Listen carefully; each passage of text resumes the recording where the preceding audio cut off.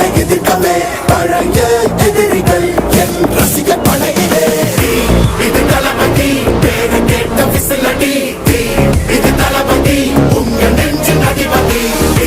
இது தளபதி பேரு கேட்ட விசிலடி, இது தளபதி உங்க நெஞ்சின் அதிபதி.